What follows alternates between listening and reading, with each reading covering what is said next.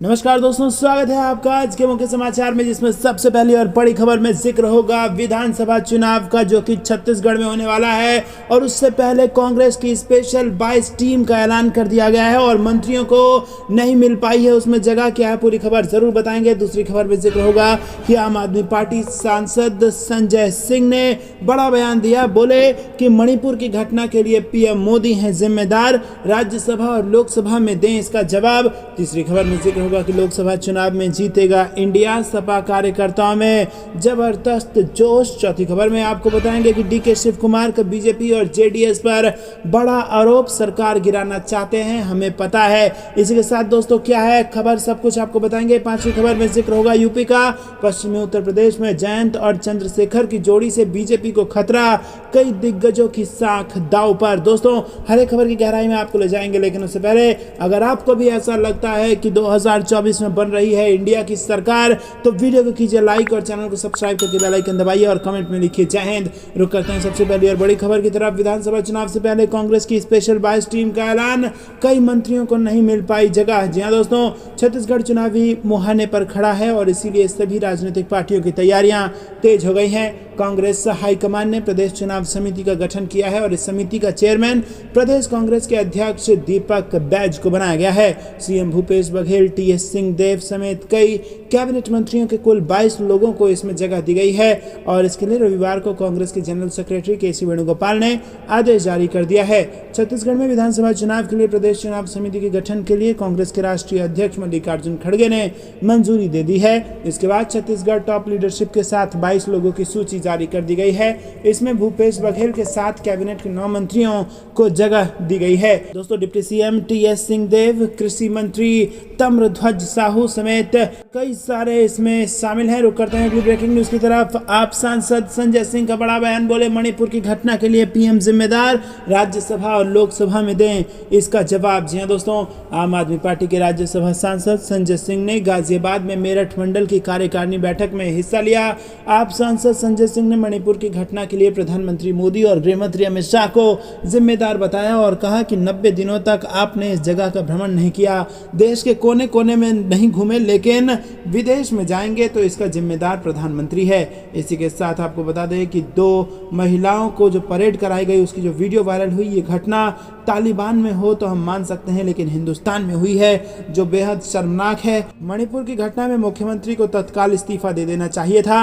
उन्होंने की है कि प्रधानमंत्री जी सदन में आए, राज्यसभा और लोकसभा दोनों सदनों में मणिपुर की घटना पर जवाब दें। संजय सिंह ने इस दौरान दिल्ली को लेकर लाए गए अध्यादेश को लेकर भी हमला बोला और कहा कि जो बिल लाए हैं वो असंवैधानिक है। बेंगलुरु में हमारी मीटिंग हुई, 26 दल शामिल हुए, इंडिया संगठन बनाया। मोदी जी ने 38 दल के साथ बैठक की, लेकिन 26 दल ऐसे थे जिनका एक भी सांसद नहीं है। 2024 में इंडिया संगठन मजबूती से लड़ेगा और जीतेगा। आम आदमी पार्टी भ्रष्टाचार मिटा देगी। रुक करते हैं ब्रेकिंग न्यूज की तरफ। लोकसभा चुनाव में जीतेगी इंडिया, सपा कार्यकर्ताओं में भरा जोश। जी हां दोस्तों, लोकसभा चुनाव 2024 के लिए कार्यकर्ताओं में जोश भरने के लिए समाजवादी पार्टी ने रविवार को जेल चुंगी स्थित पार्टी कार्यालय पर कार्यकर्ता सम्मेलन किया। सम्मेलन में नगर निकाय के अध्यक्षों और सभासदों के साथ ही वरिष्ठ कार्यकर्ता को शील्ड और पटका देकर सम्मानित किया गया। पूर्व मंत्री शाहिद मंजूर ने कहा कि सभी कार्यकर्ता चुनाव की तैयारी में जुट जाएं। वहीं विपक्षी दलों का बयान, महागठबंधन इंडिया जीतेगा। रविवार को जिला अध्यक्ष विपिन चौधरी और महानगर अध्यक्ष आदिल चौधरी के जनपद और महानगर के कार्यकर्ताओं को लोकसभा चुनाव के लिए तैयार करने के लिए किए गए कार्यक्रम सम्मेलन में बड़ी संख्या में कार्यकर्ता पहुंचे थे। रुक करते हैं अगली ब्रेकिंग न्यूज की तरफ। डीके शिव कुमार का बीजेपी और जेडीएस पर बड़ा आरोप, सरकार गिराना चाहते हैं। जी हां दोस्तों, आपको बता दें कि कर्नाटक में बीजेपी और जेडीएस की नजदीकी बढ़ने की अटकलों के बाद सियासत तेज हो गई है। अब कर्नाटक के deputy CM DK Shivakumar ने विपक्षी दलों पर कांग्रेस सरकार को गिराने की प्लानिंग करने का आरोप लगाया है। शिव कुमार ने सोमवार को न्यूज एजेंसी से कहा कि बीजेपी और जेडीएस नेता समझौता करने की कोशिश कर रहे हैं। उनकी बेंगलुरु या नई दिल्ली में बैठक नहीं हो सकी, अब उन्होंने सिंगापुर के लिए टिकट बुक कर लिया है। उन्होंने कहा कि हमारे दुश्मन दोस्त बन गए हैं। मेरे पास ऐसे लोगों के बारे में जानकारी है जो कर्नाटक में कांग्रेस सरकार को अस्थिर करने की योजना बनाने के लिए चले गए हैं। डिप्टी सीएम ने कहा कि कर्नाटक में कांग्रेस सरकार के खिलाफ सिंगापुर में एक मास्टर रणनीति चल रही है। डीके शिव कुमार ने ये टिप्पणी तब की जब उनसे पूर्व सीएम एचडी शिव कुमार की हालिया सिंगापुर यात्रा के बारे में पूछा गया। डीके शिव कुमार ने कहा कि मुझे उनकी सिंगापुर यात्रा के बारे में जानकारी है। यहाँ बेंगलुरु में एक गेम प्लान पूरा करने के बजाय वो एक रणनीति पर काम करने के लिए सिंगापुर गए। हम सब कुछ जानते हैं। दोस्तों, आपको बता दें कि इससे पहले शुक्रवार को पूर्व मुख्यमंत्री बसवराज बोम्मई और एचडी कुमार स्वामी ने बेंगलुरु में एक संयुक्त प्रेस कॉन्फ्रेंस में घोषणा की थी कि वो विभिन्न मुद्दों पर राज्य में कांग्रेस के नेतृत्व वाली सरकार के खिलाफ मिलकर काम करेंगे। और इसके बाद रविवार को एचडी कुमार स्वामी सिंगापुर चले गए। रुक करते हैं अगली ब्रेकिंग न्यूज की तरफ। पश्चिमी उत्तर प्रदेश में जयंत और चंद्रशेखर की जोड़ी से बीजेपी को खतरा। जी हां दोस्तों, आपको बता दें कि लोकसभा चुनाव 2024 के लिए राष्ट्रीय लोकदल अध्यक्ष जयंत चौधरी पूरे दमखम से जुटे हुए हैं और हाल ही में दिल्ली में भीम आर्मी चीफ चंद्रशेखर आजाद द्वारा किए गए धरना प्रदर्शन में उन्होंने जाट दलित मुस्लिम गठजोड़ के संकेत भी दिए हैं। अब देखना यह है कि पश्चिम उत्तर प्रदेश की सीटों पर जयंत और चंद्रशेखर की जोड़ी बीजेपी के लिए कितनी मुश्किल खड़ी करेगी। क्या दोनों की जोड़ी इस चुनाव में क्या गुल खिलाएगी। दोस्तों, भीम आर्मी चीफ चंद्रशेखर पर देवबंद में हुए हमले के विरोध में दिल्ली के जंतर मंतर पर आरएलडी अध्यक्ष जयंत चौधरी समेत कई दिग्गज नेता जुटे थे। इस दौरान जयंत चौधरी ने कहा था कि चंद्रशेखर जल्द ही संसद के अंदर नजर आएंगे और उनके इस बयान से सत्ताधारी पार्टी बीजेपी की नजर फिर से पश्चिमी उत्तर प्रदेश पर टिक गई है, क्योंकि जहां जयंत का जाटलैंड में खासा प्रभाव माना जाता है तो वहीं दलितों में भी चंद्रशेखर की अच्छी पकड़ बनी हुई है। अब लोकसभा चुनाव में केंद्रीय मंत्री संजीव बलियान और बीजेपी के प्रदेश उपाध्यक्ष मोहित बेनीवाल की साख दांव पर है, क्योंकि ये नेता मुजफ्फरनगर और शामली से आते हैं और इन सीटों पर इस बार जाट दलित मुस्लिम गठजोड़ के संकेत सपा गठबंधन की तरफ संकेत दे रहा है। रुक करते हैं अगली ब्रेकिंग न्यूज की तरफ। कन्हैया कुमार ने संभाला एनएसयूआई प्रेसिडेंट का चार्ज, ट्विटर पर लिखी ये बात। जी हाँ दोस्तों, आपको बता दें कि कांग्रेस के नेता कन्हैया कुमार ने एनएसयूआई की प्रभारी की जिम्मेदारी संभाल ली है। 6 जुलाई को कांग्रेस पार्टी ने एनएसयूआई का राष्ट्रीय अध्यक्ष बनाया था और पदभार संभालने के बाद कन्हैया कुमार ने ट्वीट किया है कि नई पारी नई जिम्मेदारी। रुक करते हैं अगली ब्रेकिंग न्यूज की तरफ। संजय सिंह का निलंबन लोकतांत्रिक भावना के खिलाफ, राघव चड्ढा बोले सभापति सांसदों की बात सुनने को ही तैयार नहीं। जी हाँ दोस्तों, राज्यसभा से पूरे मानसून सत्र के लिए आम आदमी पार्टी के सांसद संजय सिंह के निलंबन पर सौरभ भारद्वाज के बाद अब सांसद राघव चड्ढा का बयान भी आ गया है।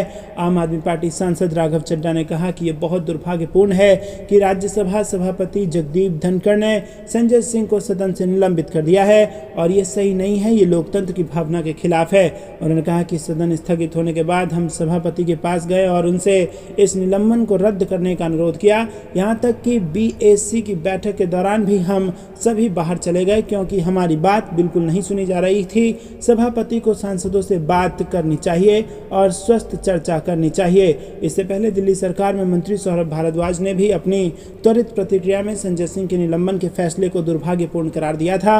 उन्होंने कहा कि अब इस मसले में हमारी लीगल टीम आगे अदालत का रुख करेगी। दरअसल मणिपुर हिंसा को लेकर देश भर में राजनीति चरम पर है। लोकसभा और राज्यसभा में मणिपुर में कुकी महिलाओं को घुमाने का मसले पर लगातार हंगामा जारी है और सोमवार को इसी मसले पर संजय के उग्र तेवर और हंगामे के बीच सभापति ने उन्हें पूरे मानसून सत्र के लिए सत्र से निलंबित कर दिया। इसके बाद उन्होंने राज्यसभा को 2 बजे तक के लिए स्थगित भी कर दिया। विपक्ष ने केंद्र और राज्य सरकार पर मणिपुर में हिंसक हालात पर काबू करने में विफल रहने का आरोप लगाया।